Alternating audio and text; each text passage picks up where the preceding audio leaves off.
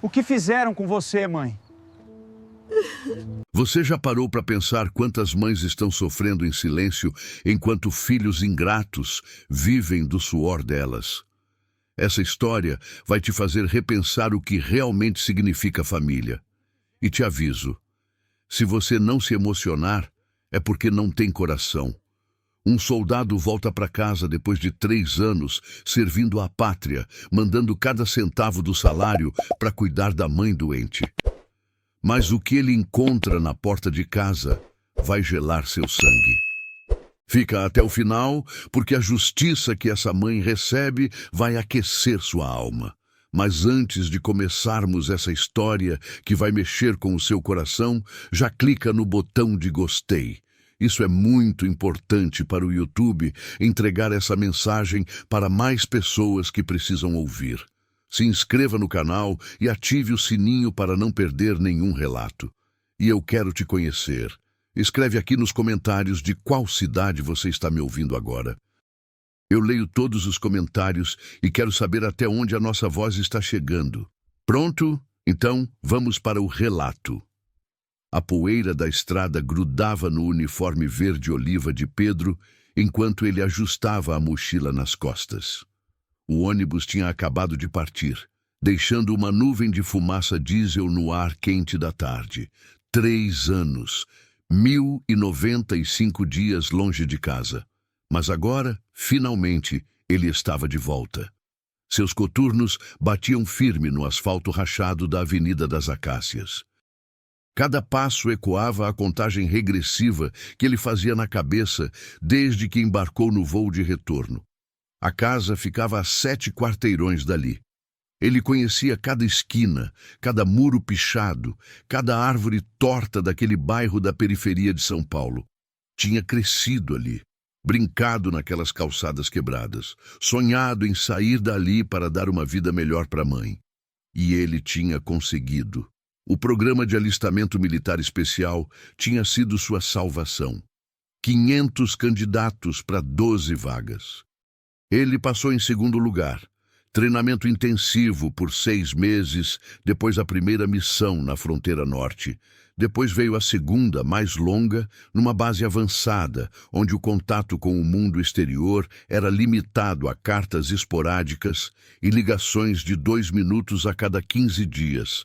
Mas ele sempre mandava o dinheiro, religiosamente, todo dia 15, sem falta, R$ 2.200, quase todo o salário. Ficava só com 300 para ele mesmo, o suficiente para comprar pasta de dente, sabonete, um chocolate aqui e ali. O resto era para a mãe, para Dona Célia. Ele sorriu ao pensar nela. A voz doce no telefone, sempre preocupada com ele. Tá se alimentando bem, filho? Tá usando o casaco à noite? Essas bases militares são frias. Ela nunca reclamava, nunca pedia mais. Sempre grata por qualquer coisa. Foi por isso que ele quase teve um troço quando Ricardo ligou 6 meses atrás, dizendo que a mãe estava doente. É sério, mano. A voz do irmão mais novo tinha soado tensa no telefone. A médica disse que é problema no coração. Precisa de acompanhamento constante, remédios caros. Tu sabe como é o SUS. A fila tá grande demais. Se a gente não pagar particular, ela não vai durar muito. Pedro tinha sentido o chão sumir debaixo dos pés. Quanto? Olha, os remédios são uns 500 por mês. As consultas, mais 300. E tem que fazer uns exames de vez em quando, tipo ecocardiograma, essas paradas. Dá uns 1.500, 2.000 por mês no total. R$ 2.000. Quase todo o salário dele. Manda tudo, Pedro tinha respondido sem pestanejar. Cada centavo que eu ganhar aqui vai para ela. Você cuida dela direito, Ricardo? Você promete? Claro, mano, sou o irmão dela também. E a Fernanda tá ajudando bastante, viu? Minha esposa é uma bênção. Pedro tinha se agarrado nessas palavras como um náufrago numa tábua. A culpa de estar longe corroía ele por dentro. Mas ao menos Ricardo estava lá. Ao menos a mãe não estava sozinha. Nos últimos 2 meses, o contato tinha ficado mais difícil. A base onde estava era numa região remota, sem sinal de celular. As cartas demoravam semanas para chegar, mas ele continuou mandando o dinheiro. Todo dia 15, sem falta. Agora, finalmente, ele estava em casa. Ia dar aquele abraço apertado na mãe, ia ver com os próprios olhos que ela estava bem, ia fazer uma surpresa.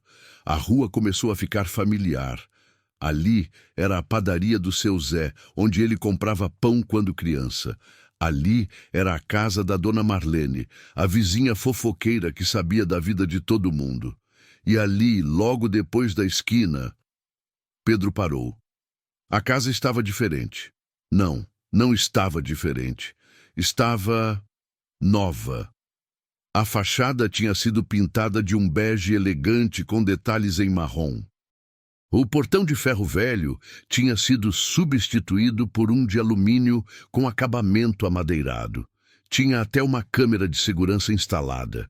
E na garagem, Pedro piscou 2 vezes, achando que estava vendo errado. Uma SUV prata, 0 quilômetro, estava estacionada ali. O adesivo da concessionária ainda grudado no vidro traseiro. Ele sentiu um aperto no peito. Devia estar feliz, né? Ricardo tinha usado o dinheiro bem. Tinha cuidado da casa, valorizado o imóvel. Mas algo não batia. Carro zero, pintura nova, câmera de segurança. Tudo isso com meu dinheiro, ele murmurou. Balançou a cabeça. Não, não podia pensar assim. Talvez Ricardo tivesse conseguido um emprego melhor. Talvez a Fernanda estivesse trabalhando também. O dinheiro dele era para a mãe, para os remédios e consultas. Eles tinham direito de melhorar de vida também.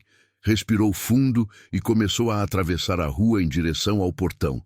Ia tocar a campainha, ia gritar surpresa, ia ver o rosto da mãe se iluminando.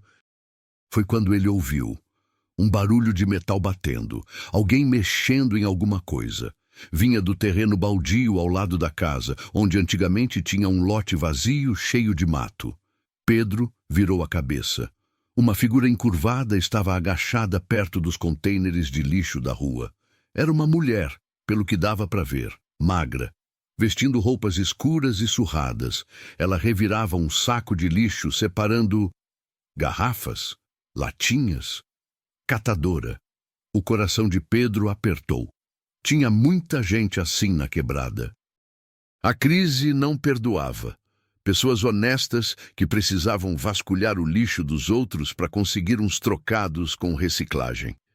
Ele meteu a mão no bolso. Tinha umas notas ali. Ia dar para ela. Era o mínimo.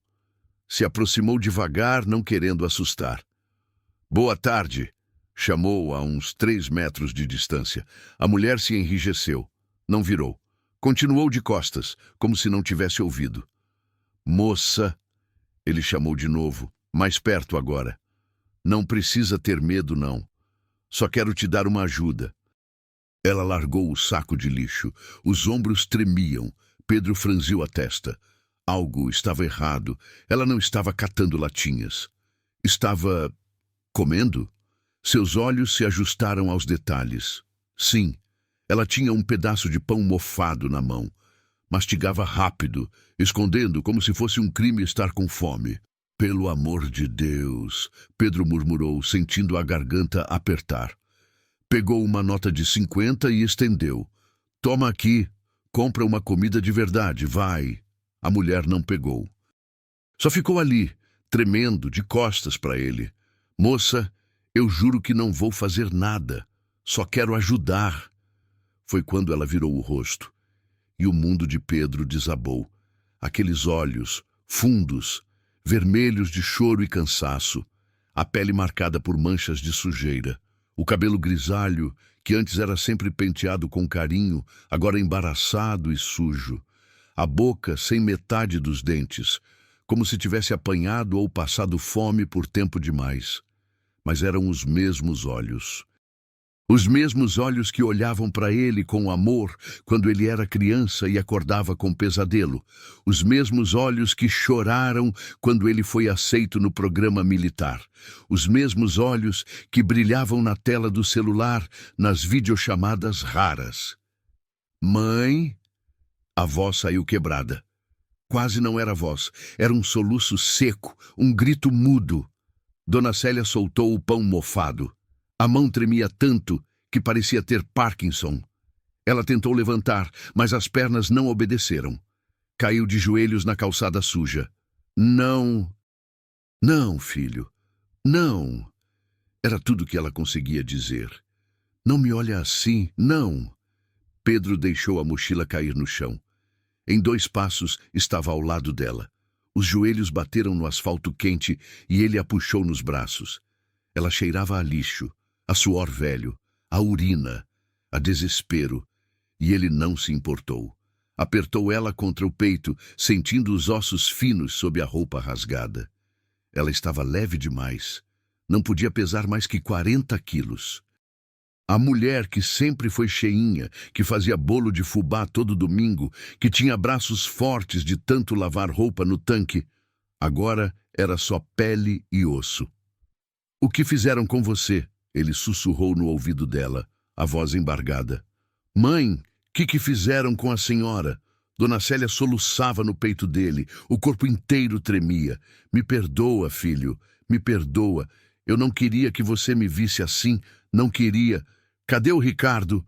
A voz de Pedro saiu dura, perigosa. Cadê meu irmão? Ele está dentro dessa casa?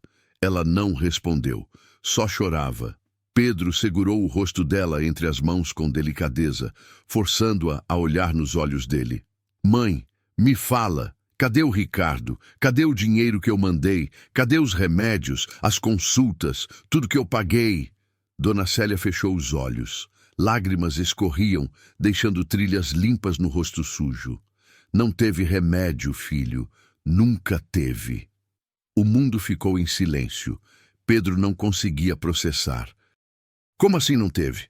Eu mandei R$2.000 todo mês por 6 meses. R$12.000. Onde está esse dinheiro? Ela abriu os olhos, e naquele olhar, Pedro viu algo pior que dor. Viu vergonha. Viu humilhação. Eles me expulsaram, ela sussurrou. 2 meses atrás, me botaram para fora da minha própria casa. As palavras levaram tempo para fazer sentido. Expulsaram. Botaram para fora. 2 meses. Os 2? Ele perguntou, a voz perigosamente baixa. O Ricardo e a Fernanda? Ela assentiu, a cabeça tremendo. E você tá vivendo onde? Na rua? Tá catando comida no lixo? Mãe, pelo amor de Deus, por que você não me ligou? Mais lágrimas. Eles quebraram meu celular e eu não tinha como pagar para ligar para você na base. Eu não tinha dinheiro nenhum, filho. Nada. Eles tiraram tudo. Pedro sentia a raiva subindo como lava fervente. Os músculos tensos, os dentes travados. 3 anos, 1.095 dias mandando dinheiro. Comendo ração básica de quartel, dormindo em beliche duro. Tudo para quê? Para essa merda. Para ver a mãe dele no lixo enquanto o irmão dirigia-se o V0. Onde você tem dormido? Ele perguntou, tentando manter a voz calma.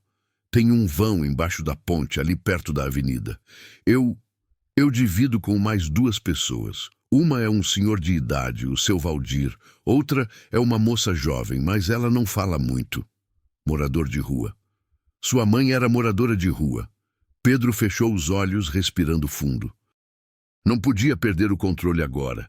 Não aqui. Precisava cuidar dela primeiro. A senhora está machucada? Tá com alguma dor? Dona Célia balançou a cabeça. Só cansada, filho. Muito cansada. Ele se levantou pegando a mãe no colo como se ela fosse uma criança. Ela pesava nada. Era como carregar um saco de penas.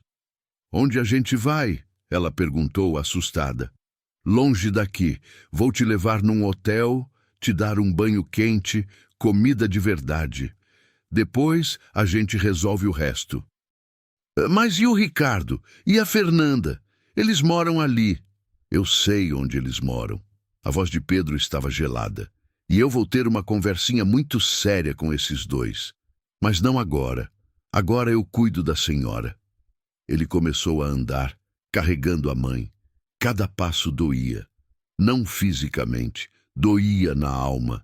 Ver o estado dela, sentir os ossos finos, ouvir a respiração fraca. Tinha passado a rua inteira quando percebeu que tinha esquecido a mochila. Voltou, pegou ela com uma mão só, sem soltar a mãe. Foi quando viu.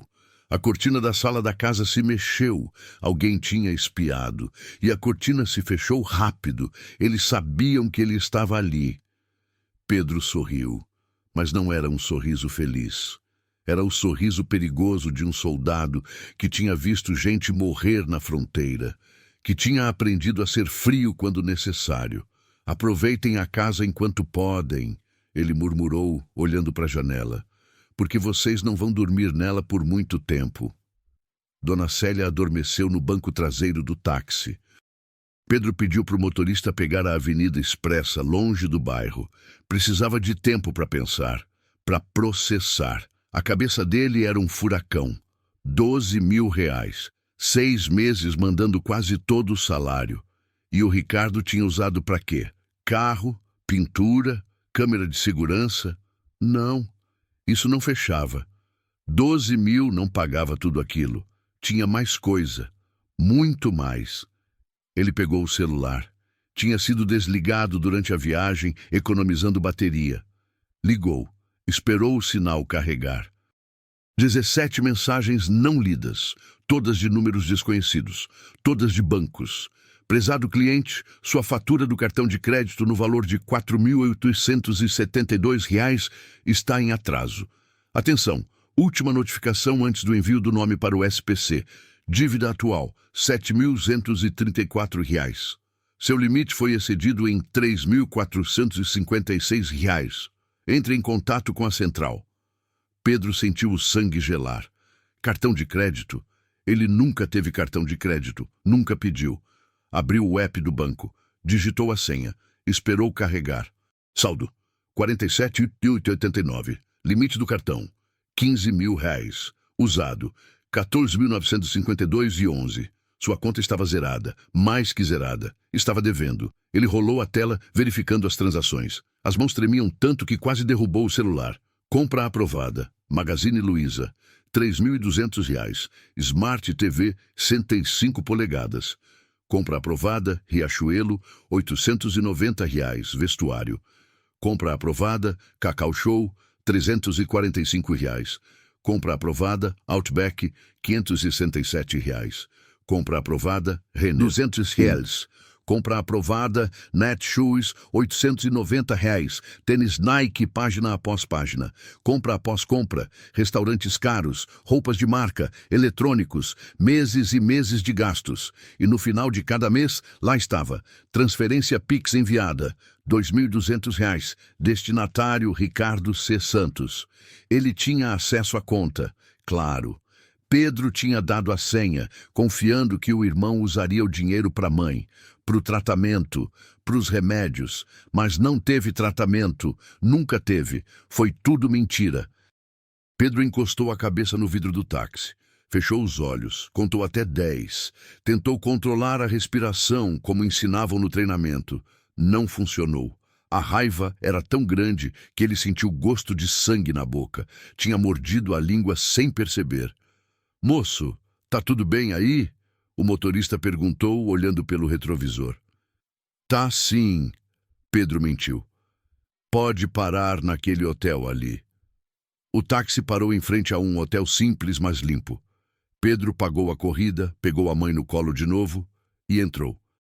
A recepcionista olhou para Dona Célia com desconfiança. Senhor, a gente tem regras de higiene. Pedro colocou 3 notas de 100 na mesa. Quarto com banheira.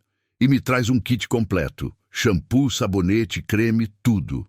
E quero uma marmita. Arroz, feijão, bife, salada, caprichado agora. As notas sumiram da mesa. Claro, senhor. Quarto 204. Escada ali à direita. O quarto era pequeno, mas acolhedor. Pedro colocou a mãe na cama com delicadeza. Ela acordou assustada. Calma, mãe. É só eu. Onde a gente tá? Num lugar seguro. A senhora vai tomar um banho, comer, dormir numa cama de verdade. Amanhã a gente pensa no resto. Ele encheu a banheira com água morna. Testou a temperatura. Ajudou a mãe a entrar, virando o rosto para dar privacidade a ela. Filho, ela chamou, a voz embargada. Você não precisava. Eu não mereço. Não fala besteira. Pedro se virou, olhando nos olhos dela.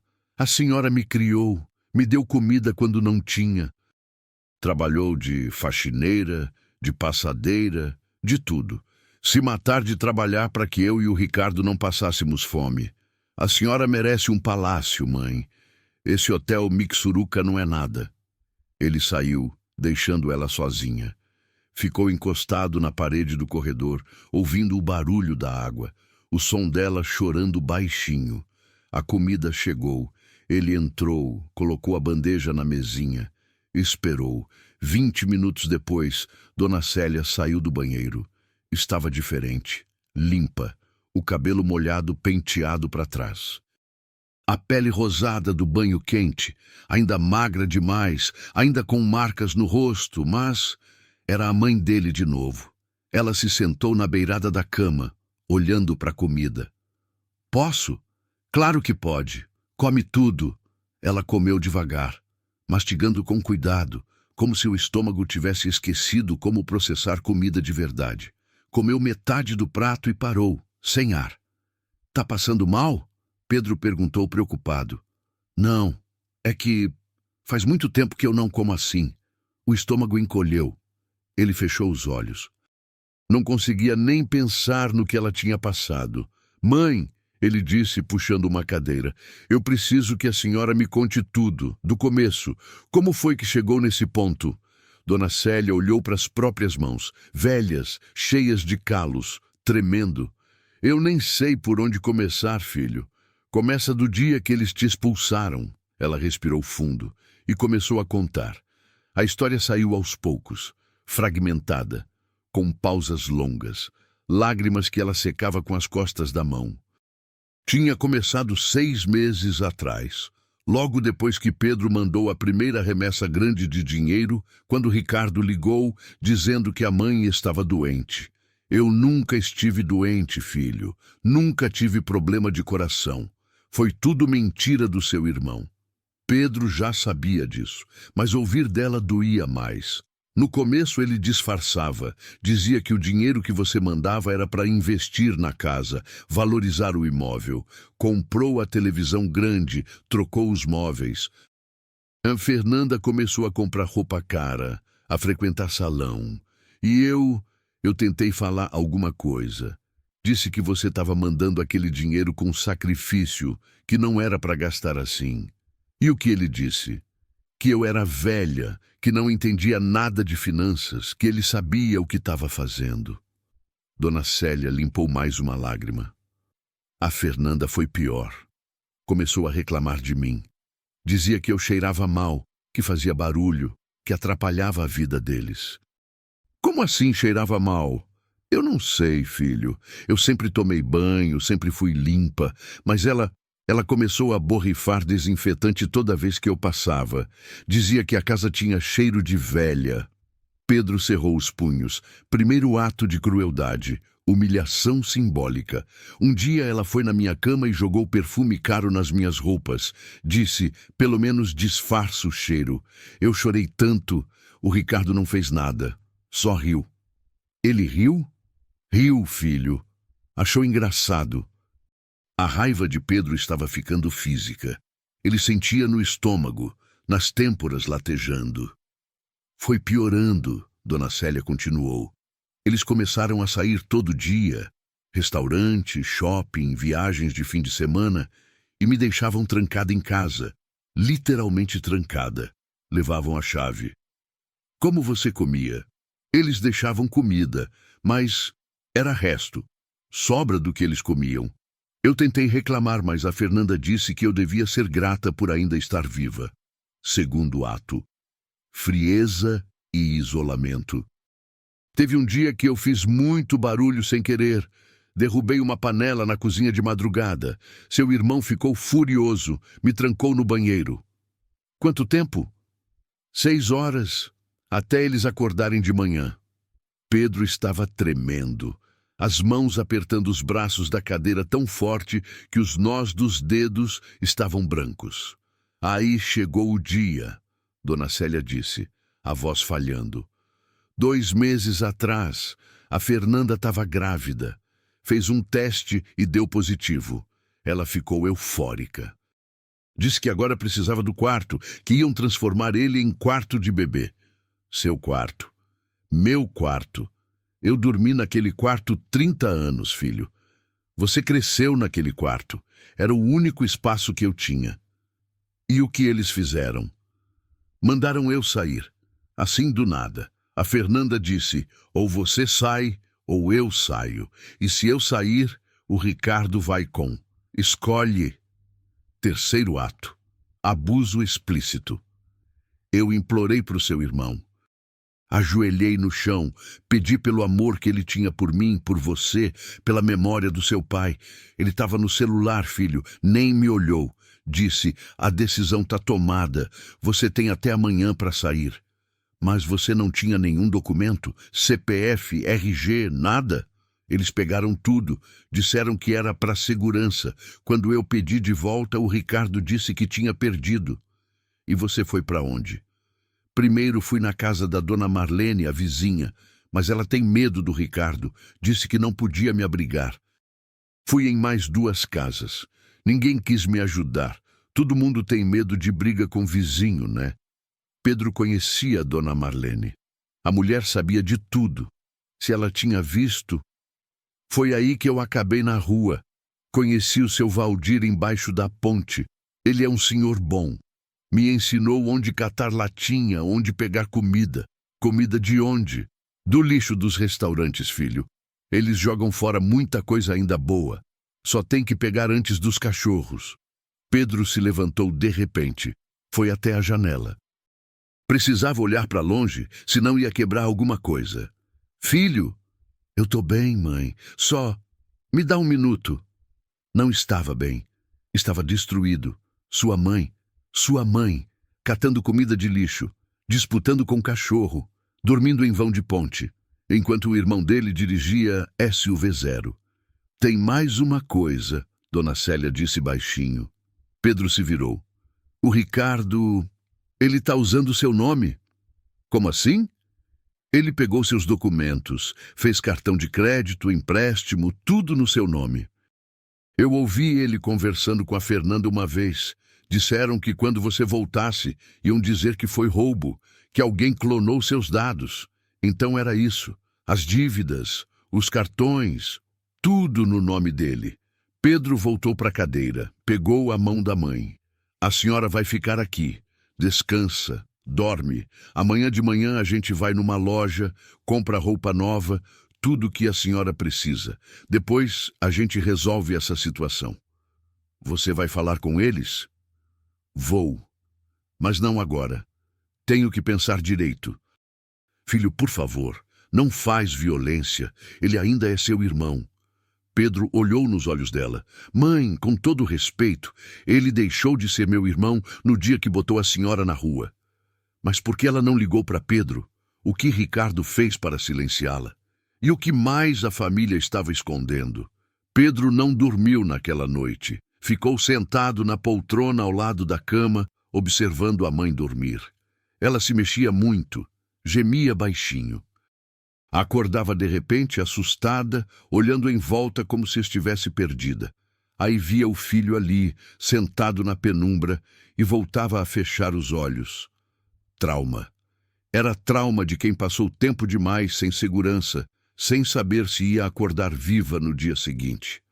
Quando o sol começou a raiar, Pedro tomou uma decisão. Não ia confrontar Ricardo de cara. Não ainda. Ia investigar primeiro, juntar provas, descobrir exatamente o tamanho da merda que o irmão tinha feito. E depois ia destruir ele. Às 7 da manhã, Dona Célia acordou de vez. Olhou para o lado e levou um susto ao ver onde estava. Depois se lembrou. Hotel, o filho, segurança. Bom dia, mãe. Bom dia, filho. A voz dela estava mais firme. Uma noite de sono de verdade fazia milagres. Pedro já tinha pedido café da manhã. Pão francês quentinho, manteiga, café com leite, frutas. Ela comeu devagar de novo, mas comeu mais que na noite anterior. Hoje a gente vai na loja, ele disse. Comprar roupa, sapato, o que a senhora precisar. Depois vamos no poupa-tempo tirar segunda via dos documentos. E aí... Aí o quê? Aí eu vou dar uma volta no bairro, conversar com umas pessoas. Dona Célia franziu a testa. Que pessoas? Pessoas que viram o que fizeram com a senhora. Vizinhos, gente que pode confirmar a história. Filho, eu não quero que você se meta em confusão. Não vai ter confusão. Ele sorriu, mas era um sorriso sem humor. Vai ter justiça. É diferente. 2 horas depois, Dona Célia estava irreconhecível. Blusa nova, calça jeans simples, mas digna, tênis confortável, cabelo cortado e penteado num salão próximo. Pedro tinha gastado quase R$ 500, mas não se importou. Ver a mãe com a dignidade de volta não tinha preço. Ela chorou quando se viu no espelho do salão. Eu nem me reconheço mais. Essa é a senhora de verdade, Pedro disse, a mão no ombro dela. A outra versão foi uma mentira que tentaram enfiar na cabeça da senhora. No poupa-tempo, o processo foi rápido. RG, CPF, tudo em segunda via. Pedro pagou para sair mais rápido. Precisava desses documentos. 12:00, ele deixou a mãe de volta no hotel. Não sai daqui. Almoça, descansa. Eu volto antes de escurecer. Onde você vai? Resolver umas coisas. A primeira parada foi na casa da dona Marlene. Pedro tocou a campainha. Esperou, tocou de novo. A porta entreabriu. O rosto da vizinha apareceu na fresta, desconfiado. Quando viu quem era, arregalou os olhos. Pedro, meu Deus do céu, menino, você cresceu. Boa tarde, dona Marlene. Posso entrar? Preciso conversar com a senhora. Ela hesitou, olhou para os lados, nervosa. É sobre a sua mãe? É. Ai, meu filho, eu não quero problema. Não vai ter problema nenhum. Só preciso que a senhora me conte o que viu. É importante. Dona Marlene mordeu o lábio. Depois abriu a porta. Entra, rápido. A casa cheirava a café e bolo. Tinha uma novela tocando baixo na TV. Dona Marlene desligou e sentou no sofá, as mãos nervosas no colo. Eu vi tudo. Ela começou antes mesmo que Pedro perguntasse. Tudo, menino, e me arrependo todo dia de não ter feito nada. Me conta, do começo. E ela contou. Confirmou tudo o que Dona Célia tinha dito. Os gritos, as discussões, a Fernanda jogando desinfetante. O dia que viram Dona Célia trancada no banheiro, batendo na porta, implorando para sair. Eu quase chamei a polícia, Dona Marlene disse, os olhos marejados. Mas meu marido disse que não era para se meter. Que problema de família a gente não se envolve. E o dia que expulsaram ela? Ai, meu Deus, e foi horrível. A mulher limpou as lágrimas com as costas da mão. O Ricardo jogou as coisas dela na rua. Roupas, sapatos, tudo. A Fernanda estava na porta rindo. Rindo, Pedro! Sua mãe estava de joelhos na calçada, catando as coisas, e aquela víbora ria. Pedro sentiu o sangue ferver. A senhora tem foto? Vídeo? Alguma coisa? Dona Marlene ficou vermelha. Eu tirei umas fotos, mas é que eu achei que um dia podia precisar, sabe, para provar que eu vi. Pode me mostrar? Ela foi buscar o celular. Voltou com as mãos tremendo. Abriu a galeria. As fotos eram de longe, tiradas da janela dela, mas dava para ver. Dona Célia de joelhos na calçada, roupas espalhadas, Ricardo de braços cruzados na porta, Fernanda ao lado com um sorriso no rosto. Tinha uma foto que era pior. Fernanda tinha pegado uma blusa velha de Dona Célia e esfregado no chão, sujando de propósito. Depois jogou na cara dela. Posso mandar essas fotos para o meu celular? Pedro perguntou, a voz controlada. Pode. Mas você vai fazer o que com isso? Justiça, Dona Marlene, só justiça. A segunda parada foi na casa do seu Joaquim, o vizinho do outro lado. Homem quieto, aposentado. Vivia mais em casa, cuidando do jardim. Ele abriu a porta com desconfiança, mas quando Pedro explicou quem era, o rosto do velho fechou. Seu irmão é um filho da puta, ele disse sem rodeios. Desculpa a palavra, mas é a verdade. O senhor viu alguma coisa? Vi tudo. E mais, eu vi o que você não viu. Pedro franziu a testa. Como assim? Seu Joaquim olhou para os lados. Entra aqui. A casa era simples, cheia de plantas. Seu Joaquim ofereceu um café, mas Pedro recusou. Queria ouvir. Eu tenho câmera na frente da minha casa, o velho disse, daquelas com sensor de movimento. Sabe, por causa de assalto, e ela grava tudo o que acontece na rua. O coração de Pedro acelerou. E a câmera pegou o dia da expulsão? Pegou e pegou mais coisas. Que coisas! Seu Joaquim foi até o computador velho no canto da sala. Ligou, esperou carregar, abriu uma pasta cheia de vídeos. Olha só esse daqui. 3 meses atrás. O vídeo começou. Qualidade ruim, mas dava para ver. Era noite. A câmera focava a rua. De repente, a porta da casa de Ricardo se abriu.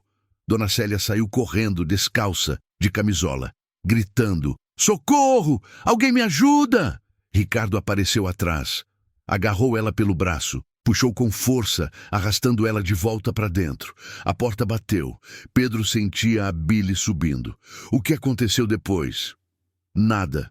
Ela não saiu mais naquela noite. E esse vídeo? Outro arquivo. De manhã cedo. Fernanda saindo de casa, toda arrumada.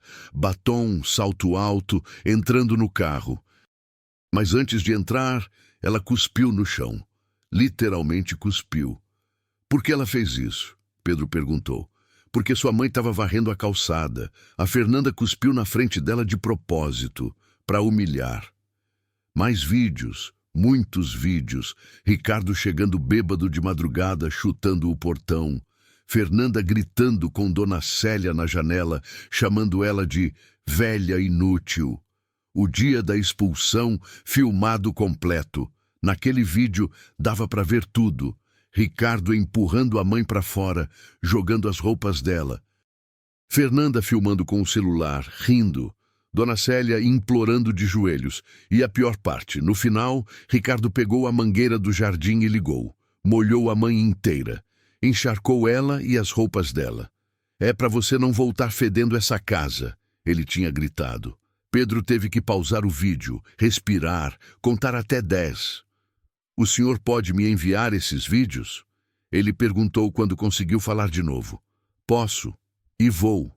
Porque eu me odeio todo dia por não ter feito nada naquele dia. Achei que alguém ia chamar a polícia, achei que os outros vizinhos iam se mexer, mas ninguém fez nada. O senhor está fazendo agora, é o que importa. Seu Joaquim mandou todos os arquivos para o celular de Pedro. Eram mais de 20 vídeos, alguns de meses atrás, outros mais recentes. Tem mais uma coisa, o velho disse. Seu irmão não trabalha. Pedro piscou. Como assim?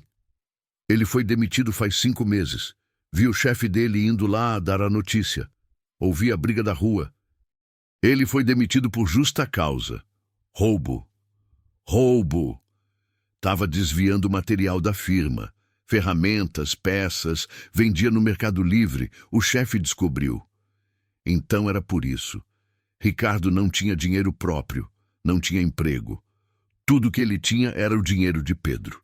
Todo aquele luxo, todo aquele status falso, tudo às custas do irmão que servia o país enquanto a mãe deles morria de fome. Pedro passou o resto da tarde juntando informações. Foi ao banco. Pediu extrato completo dos últimos 6 meses, imprimiu tudo, página após página de gastos absurdos. Foi na delegacia, conversou com um delegado amigo do pai dele, explicou a situação, pediu orientação. Olha, isso aqui é apropriação indébita, uso indevido de documento, estelionato, o delegado disse, folheando os papéis. Você tem provas? Tenho vídeos, fotos, extratos bancários, testemunhas. Então você tem um caso, e um caso forte. O que eu faço? Registra um boletim de ocorrência. Entra com pedido de despejo. E toca no civil também, cobrando o dinheiro de volta. Despejo? A casa está no nome de quem? Pedro hesitou. Não sei. Acho que está no nome da minha mãe. Então verifica isso. Se tiver no nome dela, você pode pedir reintegração de posse. E se o cara está morando lá, sem pagar nada, sem autorização dela, é invasão de propriedade. Pedro saiu da delegacia com um plano na cabeça. Mas antes de agir, precisava de mais uma coisa. A última parada foi embaixo da ponte. O lugar onde a mãe tinha dormido por 2 meses era pior do que ele imaginou. O vão embaixo da ponte era escuro, úmido, fedia a urina e lixo. Tinha uns papelões estirados no chão, servindo de cama, uns cobertores velhos, garrafas vazias, restos de comida. 3 pessoas estavam ali, um senhor de idade, uma moça jovem que parecia estar drogada e um homem de meia idade com um cachorro vira-lata. Seu Valdir? Pedro chamou.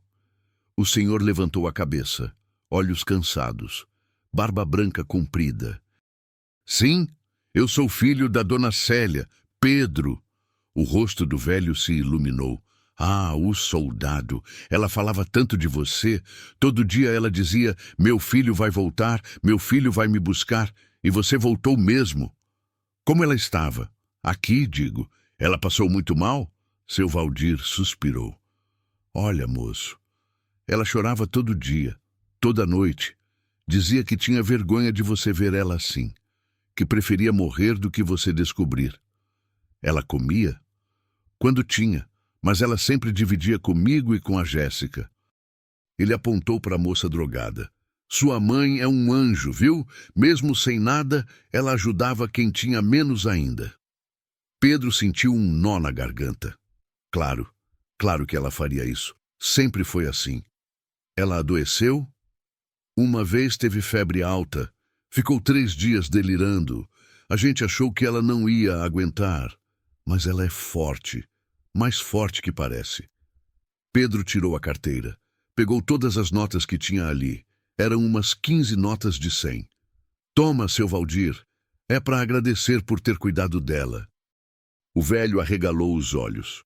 Moço, eu não posso aceitar. Pode sim, e se cuidar, viu? Compra comida de verdade e divide com a Jéssica. Ele deu mais 200 para o homem do cachorro.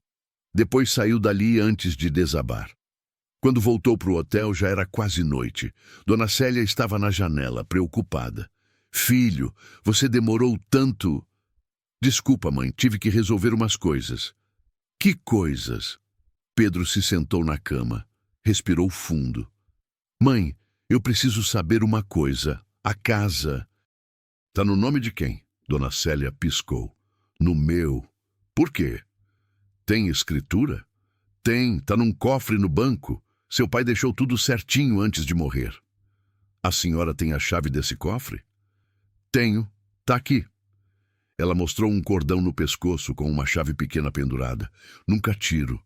É a única coisa que eles não conseguiram pegar de mim. Pedro sorriu. Era a primeira notícia boa do dia. Então amanhã a gente vai no banco, pega a escritura e resolve essa situação. Você vai expulsar eles? Vou, do mesmo jeito que eles expulsaram a senhora, mas pior. Dona Célia olhou para o filho. Viu a determinação nos olhos dele, a raiva controlada, e pela primeira vez em meses sentiu algo que tinha esquecido como era. Esperança. Mas naquela mesma noite, do outro lado da cidade, Ricardo estava tendo uma conversa tensa com Fernanda. Eu te falei, ela gritava. Eu te falei que um dia ele ia voltar. E agora? O que a gente faz? Calma, amor. A gente diz que a velha fugiu, que a gente procurou. Ele viu ela! O seu Joaquim me mandou mensagem dizendo que ele viu. Ele pegou a velha no lixo. Ricardo esfregou o rosto. Merda, merda! E tem mais. O maluco deve ter visto a casa, viu o carro. Ele vai fazer conta, Ricardo. Então a gente fala que usou o dinheiro para reformar, que valorizou o imóvel. E os cartões, os empréstimos? Como explica isso? Ricardo ficou em silêncio. Fernanda disse, a voz venenosa. Você não pensou nisso quando estava gastando tudo, né? Agora a gente tá ferrado. Não tá, não. A gente foge. Foge para onde? Com que dinheiro? Os cartões estão todos estourados. Então a gente vende o carro, vende os móveis, junta uma grana e vaza. Fernanda olhou para ele com desprezo. Você é burro demais. A casa não é sua. Nada aqui é seu. Tudo é da sua mãe. E se o Pedro for esperto, ele já foi atrás de advogado. Ricardo sentiu o pânico subindo. O que a gente faz então? Eu não sei, Ricardo, mas você que se vire, porque se a coisa apertar eu te entrego. Falo que foi tudo ideia sua. Você não faria isso. Faria e vou fazer. Ela apontou para a barriga. Eu tenho um bebê para proteger. Você acha que eu vou presa por causa da sua burrice? Ricardo acabava de descobrir o que é ter uma aliada quando as coisas estão boas, e uma inimiga quando a maré vira. Ricardo acabava de descobrir que Fernanda já estava planejando sua fuga. Mas ele não sabia que Pedro tinha algo muito pior guardado para eles, e que a exposição seria pública. A manhã seguinte começou com Pedro e Dona Célia no banco. O gerente, um homem de meia idade chamado Osvaldo, reconheceu Dona Célia imediatamente. Os olhos dele se arregalaram quando a viu entrar, limpa e bem vestida. Dona Célia, meu Deus, a senhora está bem? Ela sorriu fraco. Estou agora, seu Osvaldo. O gerente olhou para Pedro confuso. E o senhor é... Sou o filho dela. Pedro, e a gente precisa acessar o cofre da família. 20 minutos depois, estavam numa sala reservada com a caixa de segurança aberta na mesa. Dentro, a escritura da casa, certidões de nascimento, certidão de óbito do pai e algumas fotos antigas. Pedro pegou a escritura e leu com atenção. Tudo confirmado. A casa estava no nome de Dona Célia desde 1998. Quitada, sem dívidas. Totalmente dela. Seu Osvaldo, Pedro disse, guardando os documentos numa pasta. Eu preciso de um favor. Preciso acessar as movimentações da conta da minha mãe dos últimos 6 meses. O gerente hesitou. Bem, eu preciso da autorização dela. Pode mostrar, seu Osvaldo, Dona Célia disse. Eu autorizo. O que apareceu na tela do computador era devastador. Todo mês, os R$ 2.200 de Pedro entravam na conta. E no mesmo dia, às vezes minutos depois, saíam via Pix para a conta de Ricardo. Mas não era só isso. Ricardo tinha feito empréstimos no nome dela. 3 empréstimos diferentes, totalizando R$ 18.000. Estava pagando juros com o dinheiro que Pedro mandava, mas o principal só acumulava. Ele falsificou a assinatura da senhora, Osvaldo disse, a voz séria. Essas operações precisavam de presença física dela. Ele deve ter trazido alguém se passando por ela, ou falsificou os documentos. Isso é crime, né? Pedro perguntou. É sim, fraude bancária. A gente pode abrir uma investigação interna. Abra, e eu quero cópia de tudo. Cada extrato, cada contrato, cada comprovante. Osvaldo imprimiu uma pilha de documentos. Pedro guardou tudo na pasta. Antes de sair, ele fez mais uma coisa. Bloqueou o acesso de Ricardo à conta, trocou todas as senhas e criou uma conta nova só para a mãe, onde transferiu os R$ 47,89 que sobraram. Era pouco, mas era o começo. A próxima parada foi num escritório de advocacia. A advogada era jovem, mas tinha fama de ser agressiva. Doutora Camila Rocha. Pedro tinha pesquisado na internet, tinha visto as avaliações. Ela era especialista em direito de família e casos de abuso. Ele colocou toda a documentação na mesa dela. As fotos da dona Marlene, os vídeos do seu Joaquim, os extratos bancários, o boletim de ocorrência que tinha registrado de manhã cedo. Doutora Camila foi folheando tudo em silêncio. Quanto mais via, mais o rosto dela endurecia. "Isso aqui é ouro", ela disse finalmente. Desculpa a expressão, mas é um caso que qualquer advogado sonha em pegar. Por quê? Porque é tão claro, tão documentado, tão obviamente criminoso, que não tem defesa possível. Ela apontou para os vídeos. "Isso aqui é abuso de idoso. Aqui é apropriação indébita. Aqui é estelionato. Aqui é uso indevido de documento. E olha..." Ela mostrou a foto da Fernanda rindo, enquanto Dona Célia catava as roupas do chão. "Isso aqui é a prova de premeditação. Ela estava se divertindo. Não foi um ato impulsivo, foi crueldade calculada." Pedro sentiu uma satisfação sombria. "Quanto tempo leva para tirar eles da casa? Com esses vídeos? Com a escritura no nome da sua mãe? 3 dias úteis para liminar de reintegração de posse. E olha, eu vou além. Vou pedir danos morais, vou pedir ressarcimento integral de tudo que foi roubado, e vou pedir que o juiz bloqueie qualquer bem que eles tenham em nome deles, incluindo o carro. Pode fazer isso?"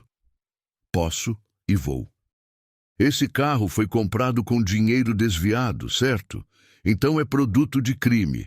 Pode ser apreendido. E criminalmente? Criminalmente eles vão responder. Não tem como fugir.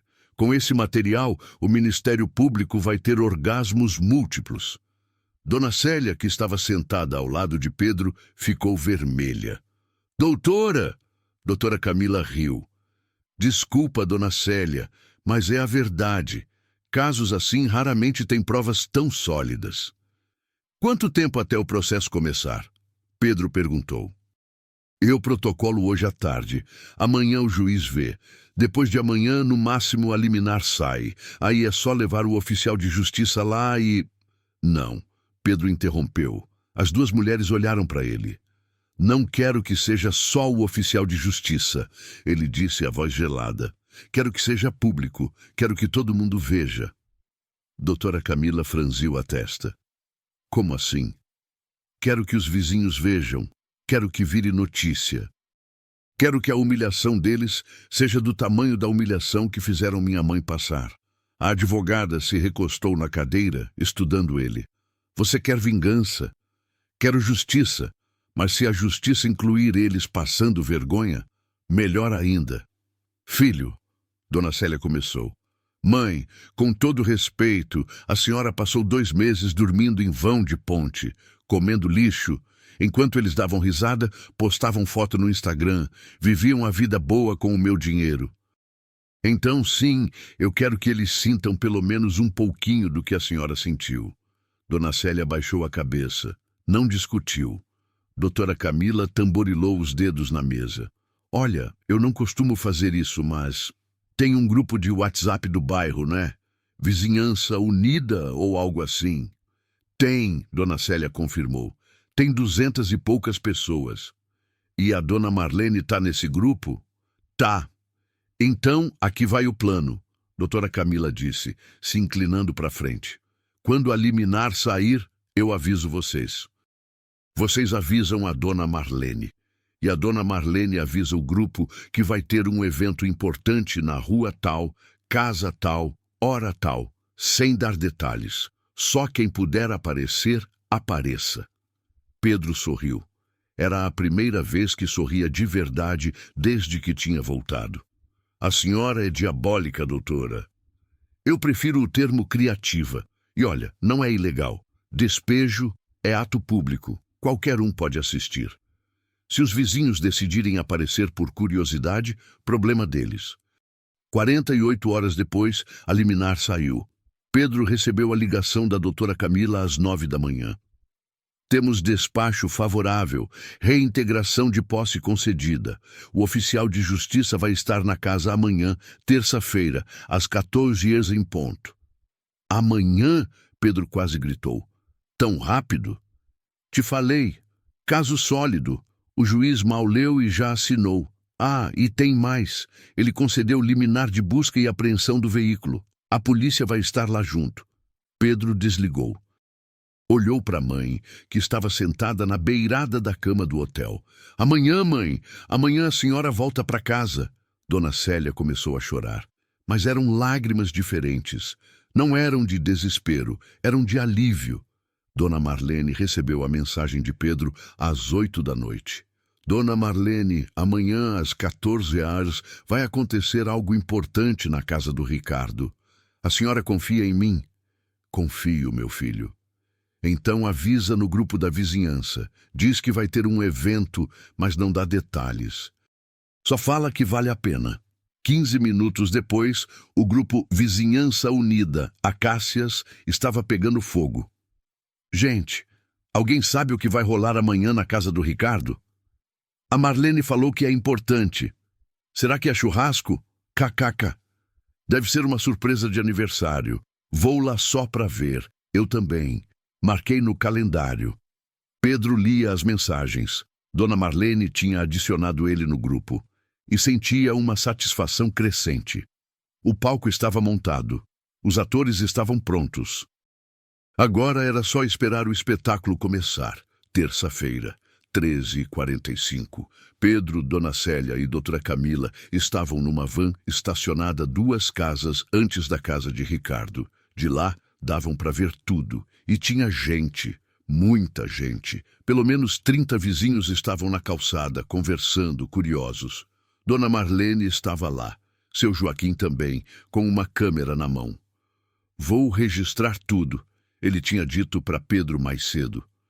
Às 13h50, uma viatura da polícia chegou. 2 policiais desceram. Às 13h55, um carro do fórum parou. O oficial de justiça, um homem de uns 50 anos com pasta preta, desceu. Ele cumprimentou a doutora Camila, conferiu os documentos. Olhou para o aglomerado de vizinhos e franziu a testa. Isso aqui vai virar circo, ele murmurou. É o que eles merecem, doutora Camila respondeu. 14h em ponto. O oficial de justiça, acompanhado dos 2 policiais e de doutora Camila, caminhou até o portão da casa. Pedro e Dona Célia ficaram para trás, observando. O oficial tocou a campainha. Nada. Tocou de novo. Esperou. A cortina da sala se mexeu. Um rosto apareceu. Era Fernanda. O rosto dela empalideceu quando viu a polícia. A porta se abriu. Ela saiu, barriga de grávida já aparente, expressão nervosa. Boa tarde, o oficial disse formal. A senhora é Fernanda Costa Santos? Sou... O que está acontecendo? Tenho aqui uma liminar de reintegração de posse. A senhora e o senhor Ricardo Costa Santos precisam desocupar o imóvel imediatamente. Como assim? Essa casa é nossa. Não é não, senhora. A casa pertence à senhora Célia Maria dos Santos, conforme escritura registrada em cartório. A senhora e seu marido estão ocupando irregularmente o imóvel. Tem 15 minutos para pegar pertences pessoais e sair. Isso é um absurdo. Cadê a ordem? Quero ver a ordem. O oficial mostrou os papéis. Fernanda leu. O rosto foi ficando cada vez mais vermelho. Cadê o Ricardo? Ela gritou para dentro de casa. Ricardo apareceu na porta. Quando viu a cena, tentou voltar. Senhor Ricardo, um dos policiais chamou. O senhor pode se aproximar, por favor? Eu não fiz nada. Ninguém falou que o senhor fez. Mas o senhor precisa desocupar o imóvel. E tem mais uma coisa. O policial tirou um papel do bolso. Temos ordem de apreensão de um veículo Toyota SB4, placa tal. É seu? Ricardo ficou branco. É, mas eu comprei com dinheiro desviado, conforme processo em andamento. O veículo será apreendido. Foi quando Fernanda explodiu. Você! Ela gritou apontando para Ricardo. Eu falei que ia dar merda, mas você não escuta, você nunca escuta. Amor, calma, calma nada. A gente vai ser despejado por causa de você, por causa da sua ganância. Os vizinhos estavam adorando, celulares levantados, gravando tudo. Foi quando Pedro decidiu que era a hora. Desceu da van, caminhou calmamente até o portão. A multidão se abriu sussurrando. É o irmão, é o soldado, o filho da dona Célia. Ricardo viu ele se aproximando. A cor sumiu completamente do rosto. Pedro, mano, deixa eu explicar. Explicar? Pedro disse, a voz calma, mas perigosa. Explicar o quê? Como você pegou o dinheiro que eu mandei para cuidar da nossa mãe e gastou em carro, em restaurante, em roupa? Eu ia devolver, eu só peguei emprestado. Emprestado? A voz de Pedro subiu de volume. Você botou nossa mãe na rua, deixou ela dormindo em vão de ponte, comendo lixo, e chama isso de emprestado? A multidão ofegou. Os celulares gravavam. Fernanda percebeu que estava sendo filmada. Tentou entrar para dentro de casa. Não, senhora, o oficial barrou. A senhora sai agora ou sai escoltada? Escolhe. Foi quando Dona Célia desceu da van. O silêncio foi instantâneo. Ela caminhou devagar, a cabeça erguida. Não era mais a mulher destruída do lixo. Era a dona da casa, a matriarca, a sobrevivente. Quando Ricardo a viu, ele caiu de joelhos. Mãe, me perdoa. Eu não queria. A Fernanda que... Foi tudo ela. Ela me obrigou. Fernanda se virou como uma cobra. Eu? Eu te obriguei? Você é patético, covarde. Senhora, o policial repreendeu. Controle-se ou eu vou ter que pedir para a senhora vir para a delegacia. Dona Célia parou a 3 metros do filho. Olhou para ele. Olhou para Fernanda. E quando falou, a voz dela saiu firme, sem tremer. Eu trabalhei 30 anos para construir essa casa. Passei fome para dar comida para vocês. Lavei roupa de madrugada para pagar escola. E quando fiquei velha, quando precisei de vocês... Ela pausou, as lágrimas escorrendo. Vocês me jogaram no lixo. Literalmente.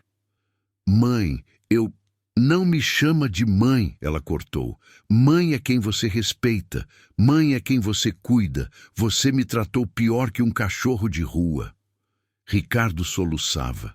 Fernanda estava em pânico, olhando para os celulares gravando. 15 minutos, o oficial disse. Peguem suas coisas e saiam.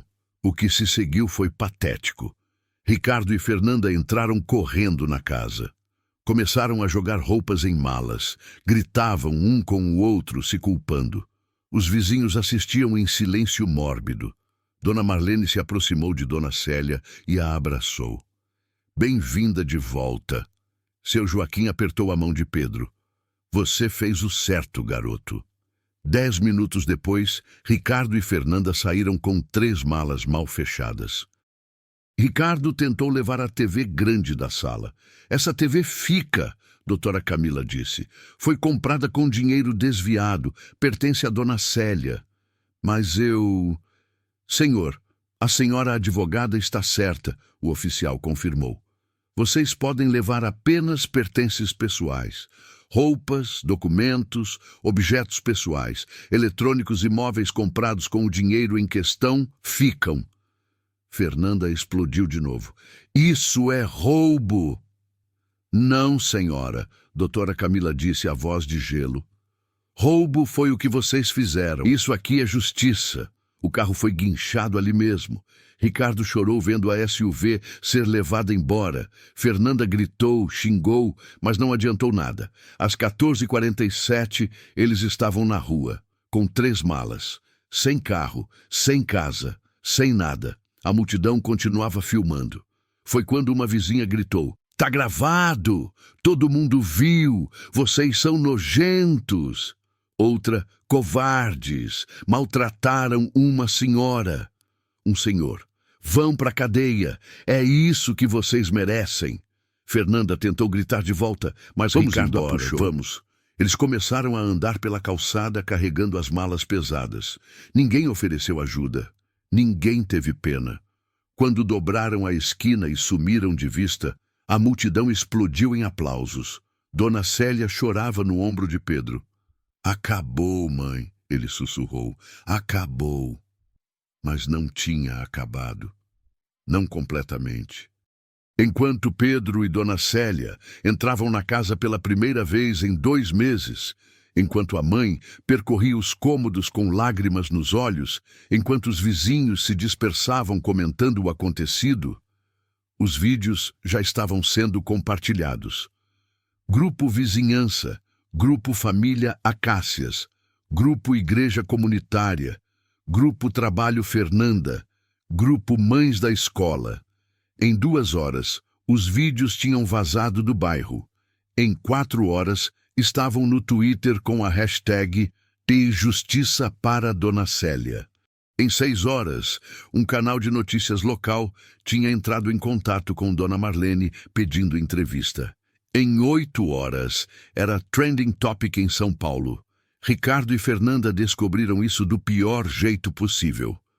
Tinham conseguido abrigo temporário na casa da mãe de Fernanda, que não estava feliz com a situação. Às 9 da noite, o celular de Fernanda não parava de tocar.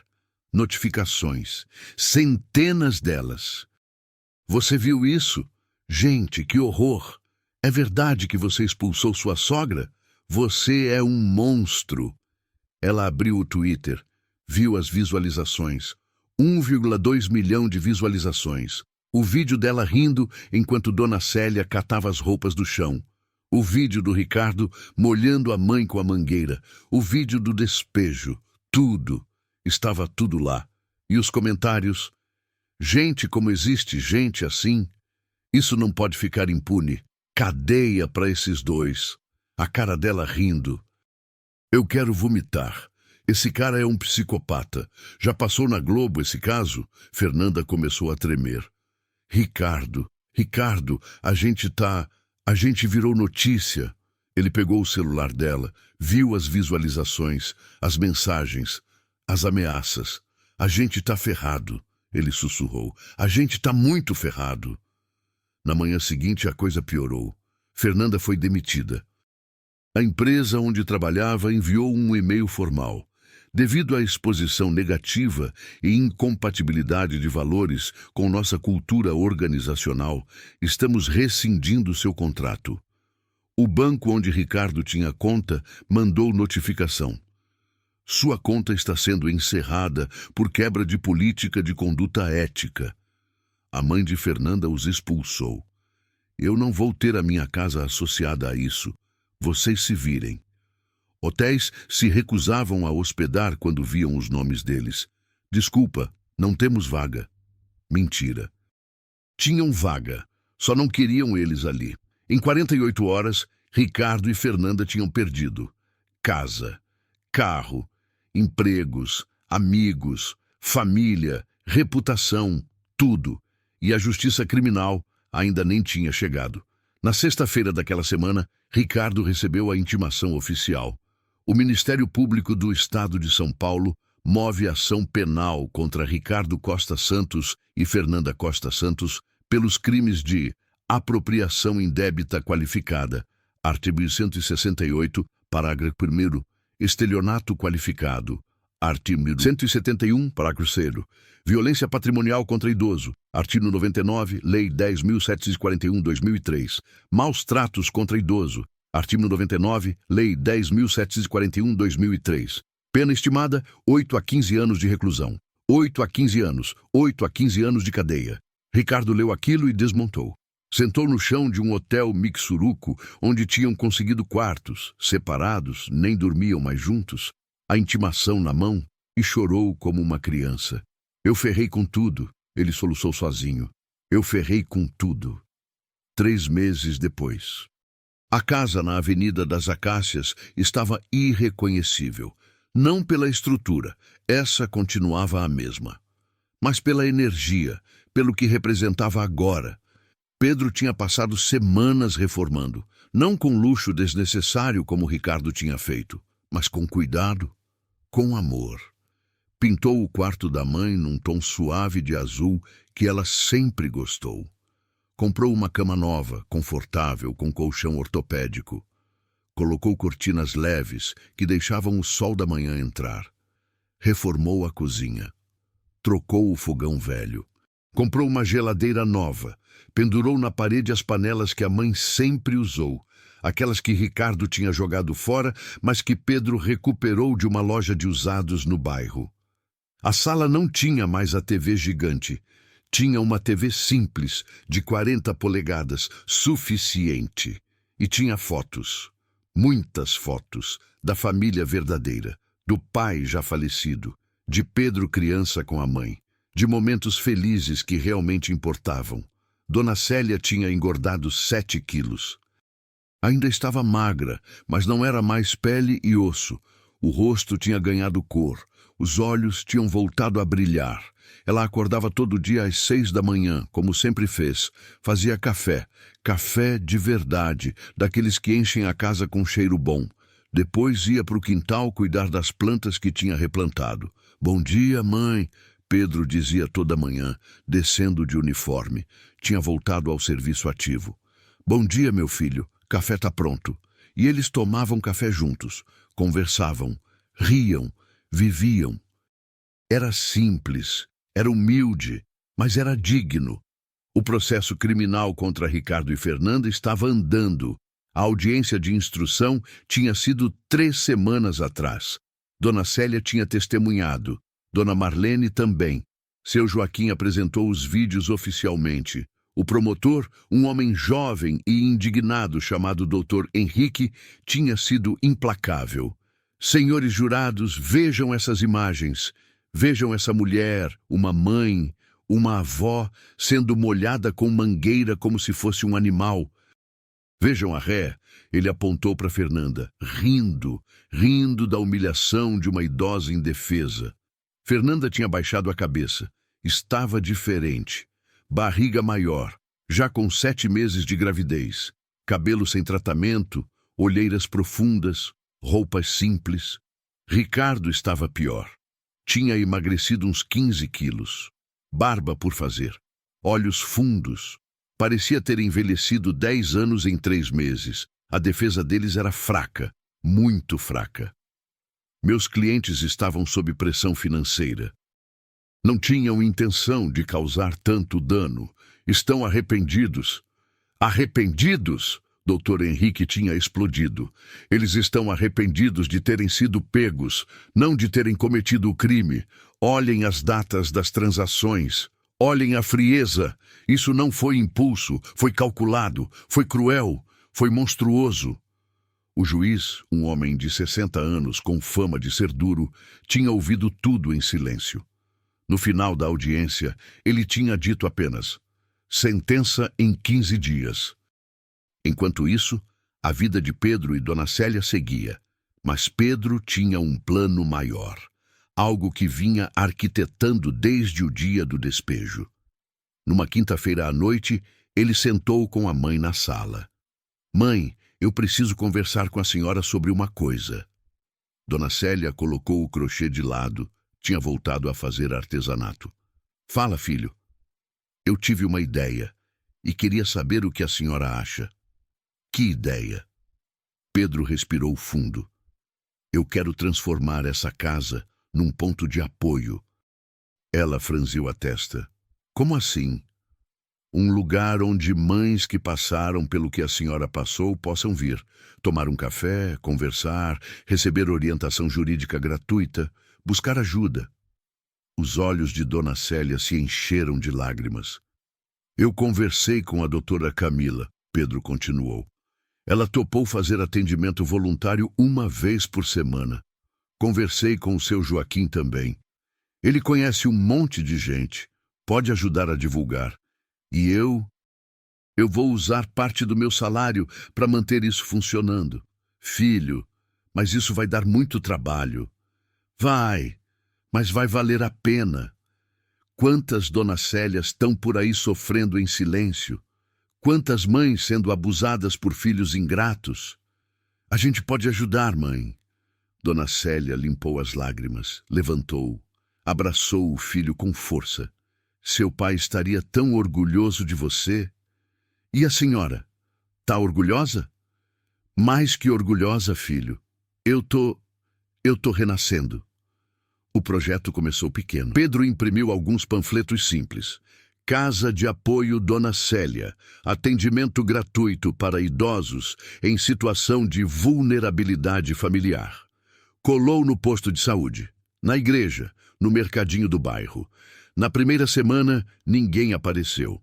Na segunda, uma senhora tímida tocou a campainha, cabelo grisalho, mãos tremendo, olhos assustados.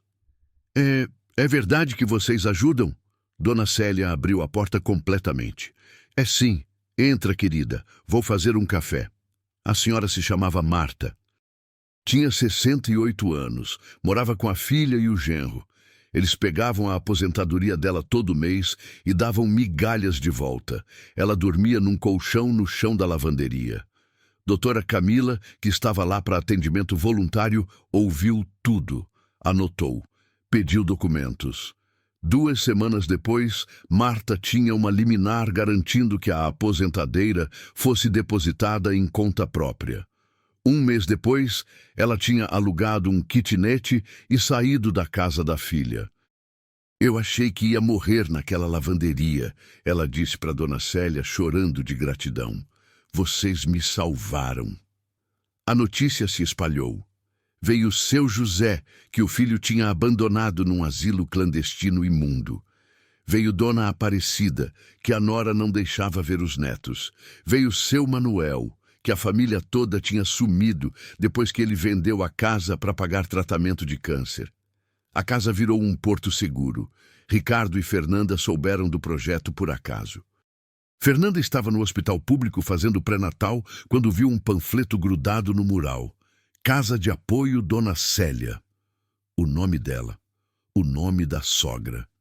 Ela pegou o panfleto. Leu.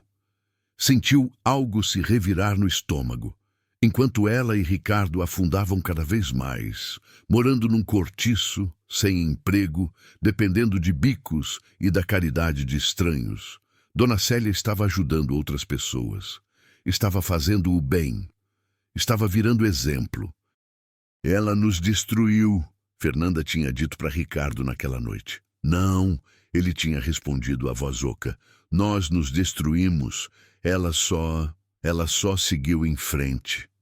A sentença saiu numa terça-feira de manhã. Pedro tinha pedido dispensa no quartel. Ele, Dona Célia e Doutora Camila foram ao fórum. A sala estava cheia. Jornalistas, o caso tinha virado notícia nacional. Vizinhos, curiosos. Ricardo e Fernanda entraram escoltados. Algemas.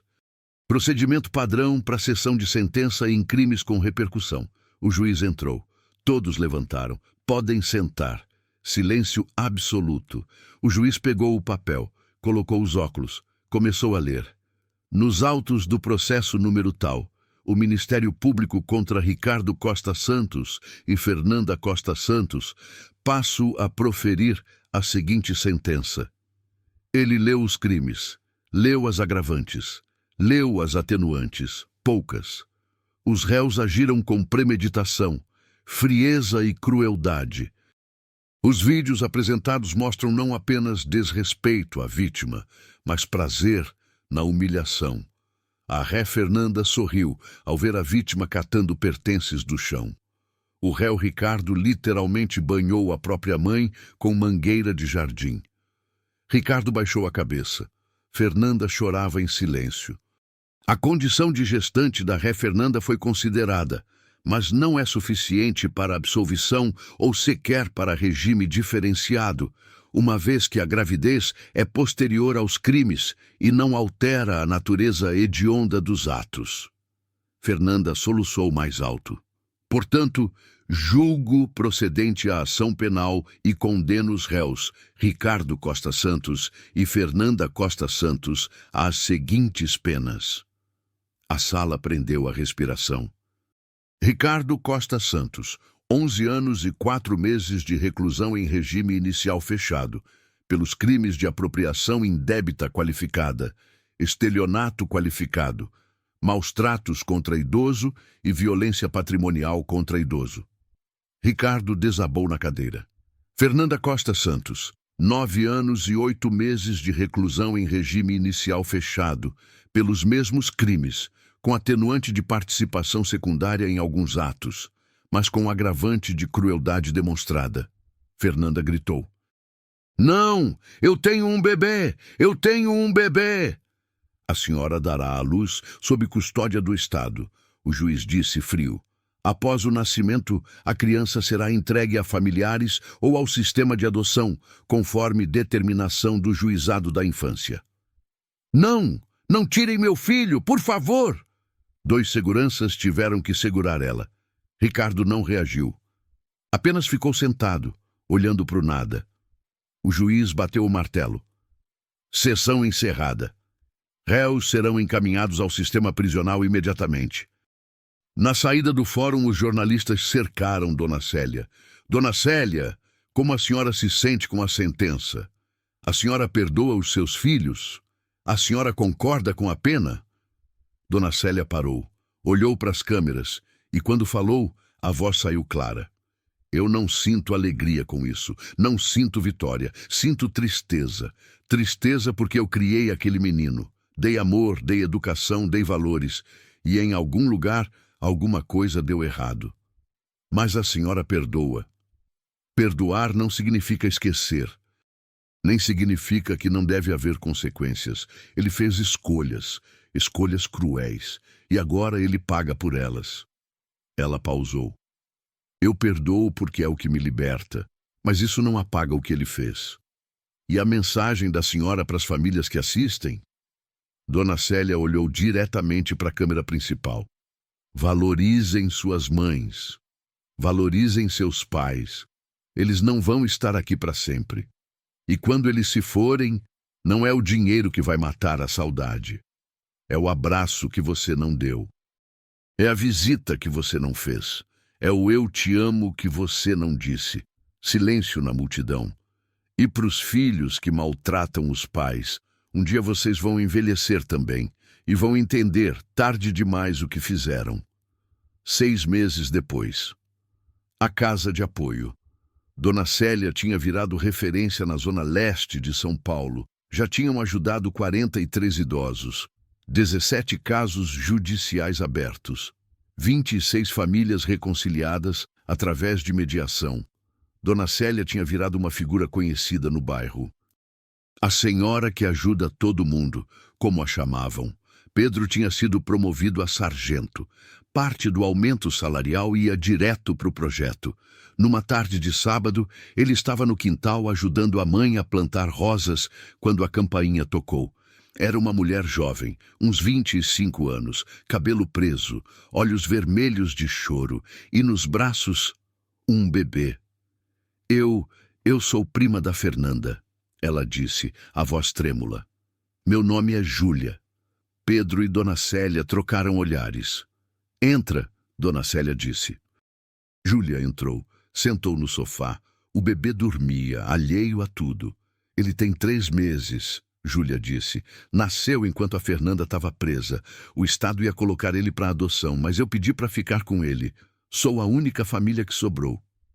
E por que você está aqui? Pedro perguntou, não rude, mas cauteloso. Por quê? Porque eu não sei mais o que fazer. Lágrimas escorriam no rosto dela. Eu quero criar ele direito, longe de tudo que aconteceu, mas eu não tenho estrutura. Trabalho o dia inteiro, mal pago aluguel, e eu não quero que ele cresça sem conhecer a história verdadeira. Dona Célia se aproximou, olhou para o bebê, cabelo escuro, rosto rechonchudo, mãozinhas pequenas, inocente, completamente inocente. Como é o nome dele? Ela perguntou baixinho. Miguel. Eu botei Miguel. Dona Célia estendeu os braços. Júlia, hesitante, entregou a criança. Ela segurou o neto pela primeira vez. E Pedro viu algo no rosto da mãe que não via há muito tempo. paz. Você quer ajuda? Dona Célia perguntou para Júlia. Eu não tenho como pagar. Não tô pedindo pagamento. Tô perguntando se você quer ajuda para criar esse menino direito, para ele não virar o que o pai dele virou. Júlia desabou em choro. Eu quero. Por favor, eu quero.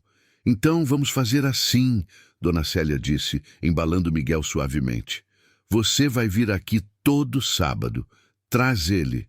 A gente cuida dele enquanto você descansa. Te damos comida, roupa que a gente recebe de doação. E conforme ele for crescendo, a gente ensina ele. Ensina valores de verdade. Por quê? Júlia soluçou. Por que vocês fariam isso depois de tudo? Dona Célia olhou para o neto. Passou o dedo suavemente na bochecha dele. Porque ele não tem culpa do que os pais fizeram. E porque todo mundo merece uma chance de verdade. Pedro sentiu um nó na garganta. Essa era a mãe dele, a mulher que mesmo depois de tudo, depois de toda a dor, escolhia o amor. Mais 6 meses se passaram. Miguel completou 9 meses. Estava gordinho, saudável, sorridente. Vinha todo sábado com a Júlia. Dona Célia o mimava sem estragar. Ensinava, brincava, amava. Pedro tinha conhecido uma moça no quartel. Enfermeira militar. Daniela. Séria, trabalhadora, de família humilde. Eles estavam namorando há 4 meses. Você tem certeza que sua mãe não vai achar ruim eu vir jantar? Daniela tinha perguntado nervosa. Tenho certeza. Ela vai adorar. E adorou. Dona Célia recebeu Daniela como se fosse uma filha. Fez a comida que Pedro tinha dito que ela gostava. Conversou, riu, contou histórias. No final da noite, quando Daniela foi embora, Dona Célia abraçou o filho. Essa moça é especial. Eu sei, mãe. Não deixa ela ir embora. Não vou. 1 ano e meio após a sentença, Pedro recebeu uma carta. Era da penitenciária estadual. Remetente, Ricardo Costa Santos. Ele ficou olhando para o envelope por 10 minutos antes de abrir. Dentro, uma carta escrita à mão. Letra tremida. Irmão, eu não espero que você leia isso, nem que responda. Mas eu precisava escrever. Eu estraguei tudo. Eu sei. Não tem desculpa. Não tem justificativa. Eu fui um monstro. Aqui na cadeia, eu vejo homens que mataram, que roubaram, que fizeram coisas terríveis. E eu tô no mesmo nível. Porque o que eu fiz com a mãe foi matar ela em vida. Foi roubar a dignidade dela. Eu acordo todo dia com o rosto dela na minha cabeça. O rosto dela no lixo. E eu sei que fui eu que botei ela ali. A Fernanda não fala mais comigo. Ela me culpa por tudo. Diz que foi ideia minha. Talvez tenha sido. Eu não sei mais. Eu soube do Miguel. Soube que a mãe está ajudando a Júlia a criar ele. Eu não mereço essa bondade. Mas eu agradeço. Porque ao menos meu filho vai ter uma chance. Eu não tô pedindo perdão. Eu não mereço. Só tô dizendo que eu errei. E que eu vou passar o resto da vida sabendo disso. Cuida da mãe por mim. Ricardo. Pedro leu a carta 3 vezes. Depois queimou ela no fogão. Não por raiva, mas porque algumas coisas precisam virar cinza para a gente seguir em frente. 2 anos após o retorno de Pedro. A casa de apoio. Dona Célia tinha virado ONG registrada. Recebiam doações. Tinham 3 advogados voluntários, 2 psicólogas, um assistente social. Tinham ajudado mais de 200 idosos. Dona Célia tinha sido homenageada pela prefeitura com menção honrosa de Cidadã do Ano. Pedro tinha casado com Daniela. A cerimônia foi simples, no quintal de casa, com os vizinhos e os idosos que frequentavam o projeto. Dona Célia chorou a cerimônia inteira. Seu pai estaria aqui se pudesse, ela disse ao filho. Ele adoraria a Daniela. Ele está aqui, mãe. De alguma forma, ele está. Miguel deu seus primeiros passos naquele quintal com Dona Célia aplaudindo. A vida não era perfeita. Ainda tinha contas a pagar. Ainda tinha desafios. Mas era uma vida digna. Uma vida com propósito. 3 anos e meio após a sentença, Pedro estava na sala lendo o jornal quando o telefone tocou. Número desconhecido. Alô? Pedro Santos? Sim. Aqui é do complexo penitenciário. É sobre seu irmão, Ricardo. O coração de Pedro disparou. O que tem ele? Ele sofreu um ataque, infarto, foi levado para o hospital da penitenciária, mas não resistiu. Faleceu há 2 horas. Silêncio.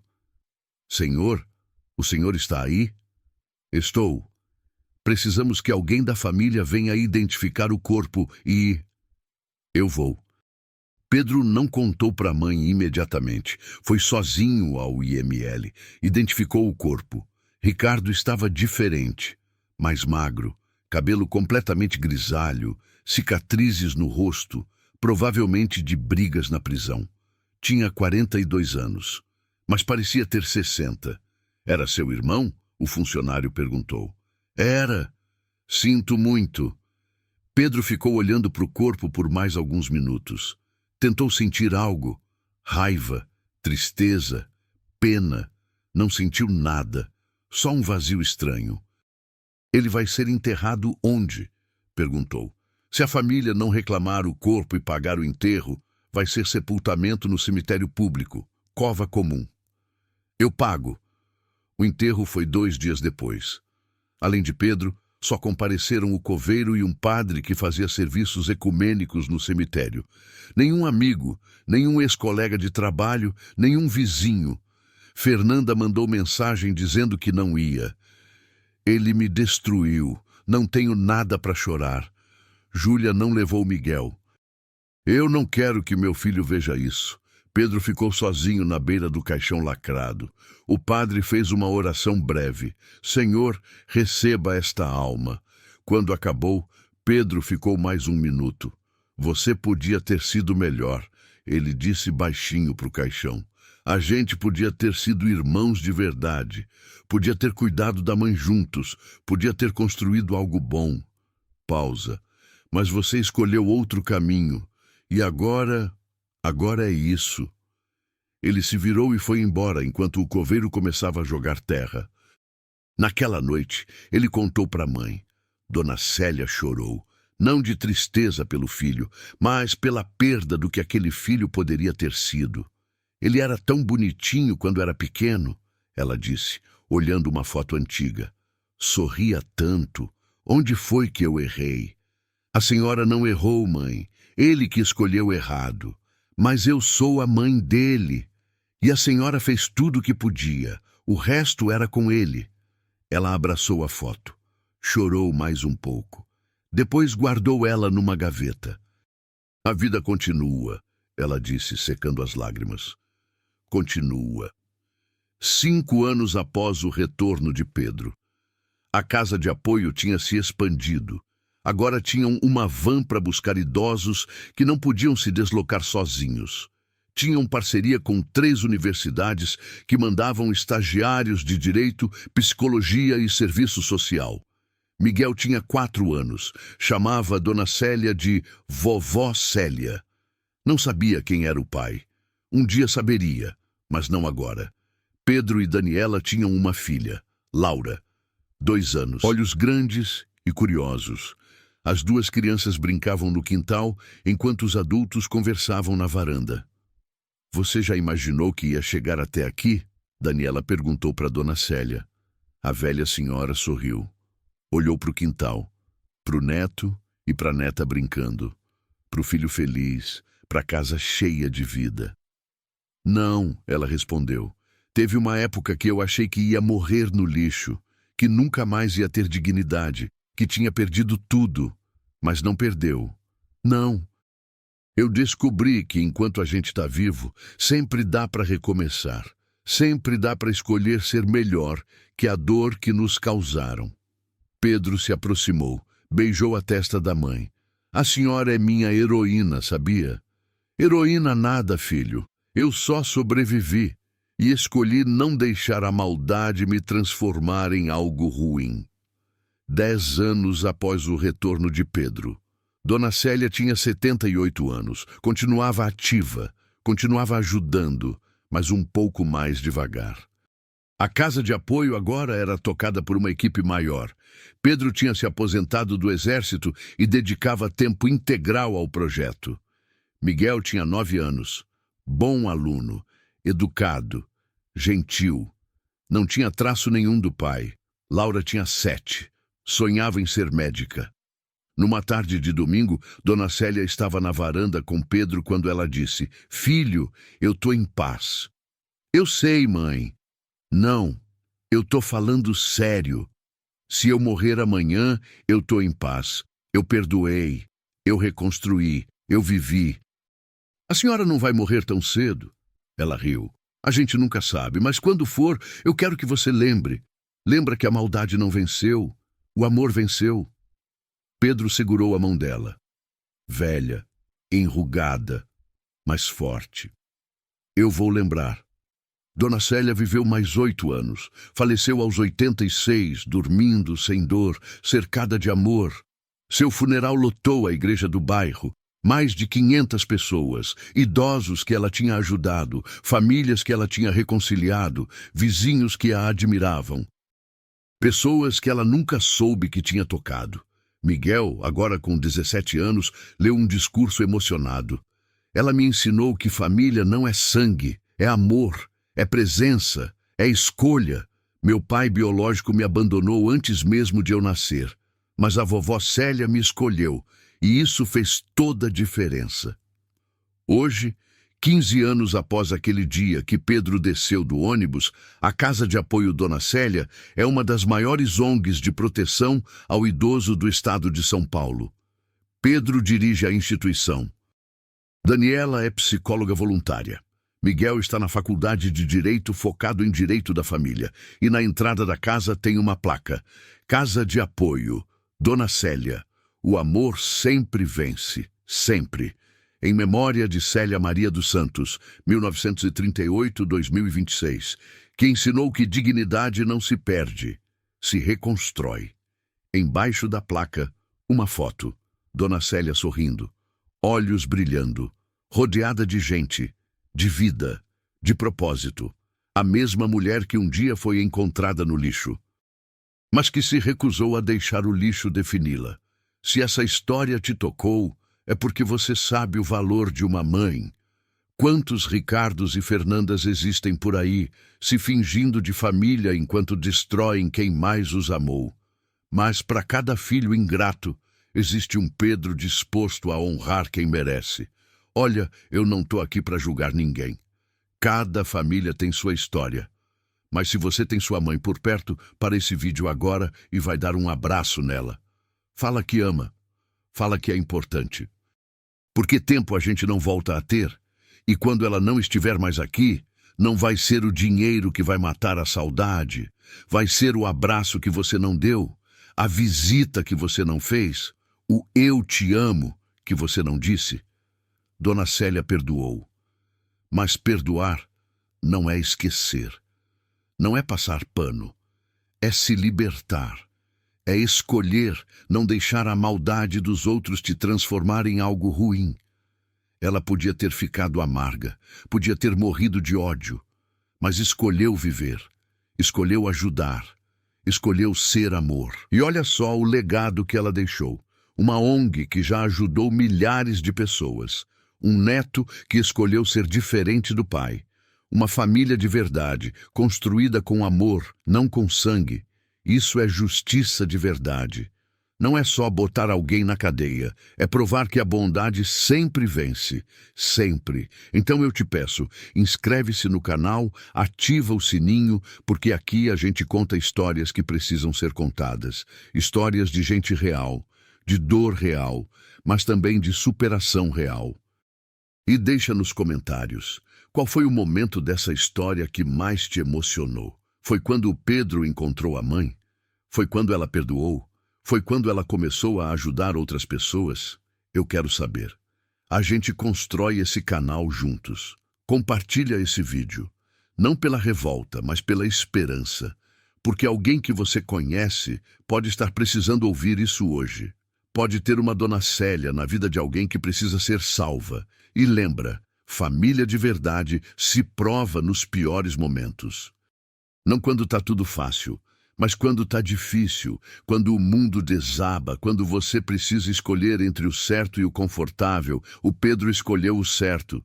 E você, o que você vai escolher? A gente se vê no próximo vídeo e até lá, honra tua mãe, sempre.